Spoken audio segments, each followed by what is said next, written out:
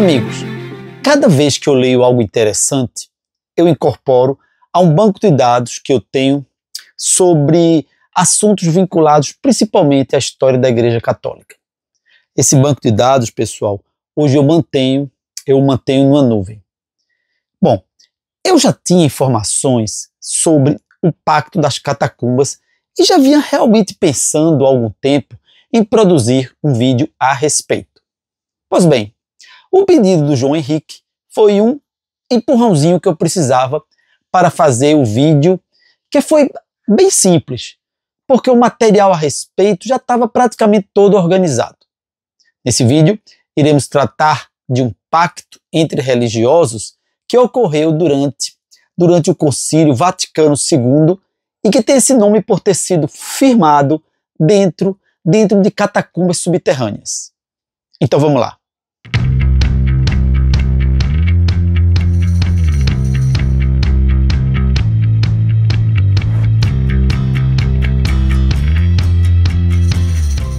Um evento importante para a Igreja Católica ocorreu no dia 16 de novembro de 1965.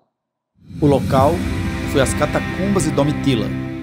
Essas catacumbas são um cemitério cristão subterrâneo que se situa abaixo do solo e tem uma extensão de 2 quilômetros. São dezenas de milhares de túmulos. Esse evento passou a ser chamado de Pacto das Catacumbas e representa um marco significativo na história da Igreja Católica, refletindo um compromisso profundo com a pobreza e a justiça social. Realizado no contexto do Concílio Vaticano II, o Pacto das Catacumbas refletiu um período de profunda reflexão e renovação para a Igreja, tendo sido assinado por 42 religiosos. Tudo ocorreu em 16 de novembro de 1965, nas Catacumbas de Santa Domitila, em Roma. O pacto surgiu num momento de transição, onde havia um sentimento de que a Igreja precisava se modernizar para adaptar-se ao século XX e, de certa forma, frear o crescimento quase caótico das igrejas evangélicas. Pode-se dizer que o pacto foi uma tentativa de retorno às origens do cristianismo, procurando pautar a Igreja pela solidariedade. Houve um repúdio à riqueza e aos privilégios usufruídos por membros da Cúria. Esse compromisso foi um ataque direto à estrutura tradicional de poder, promovendo a ideia de que uma igreja deve servir em vez de ser servida. Foi assumido o compromisso de se colocar a serviço dos marginalizados e de trabalhar pela justiça social, transformando gestos de caridade em ações concretas de justiça.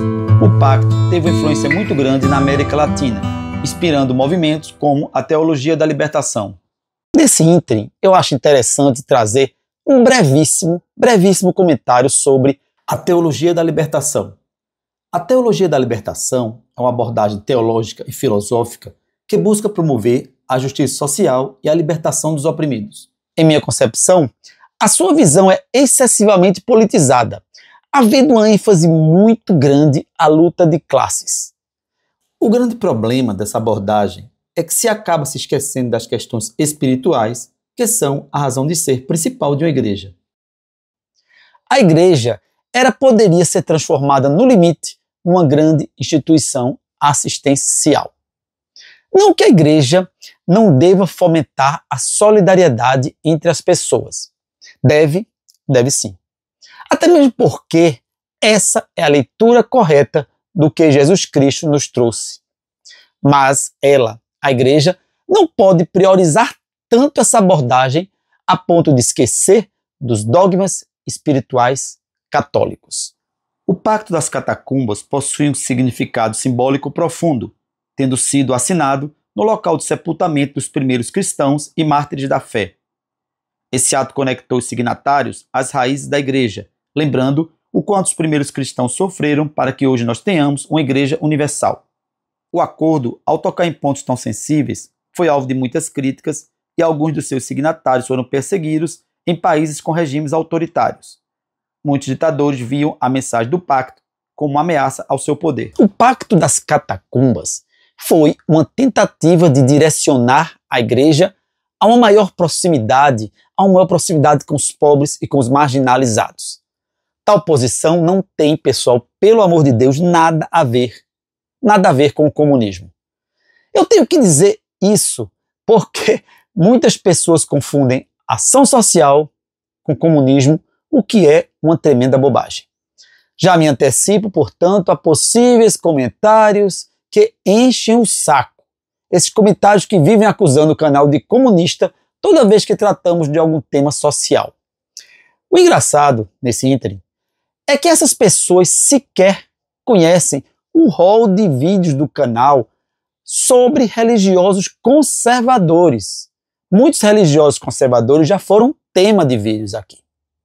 Bom, o legado do pacto, ele continua a influenciar as gerações, servindo como um guia moral e espiritual para uma igreja servidora e pobre.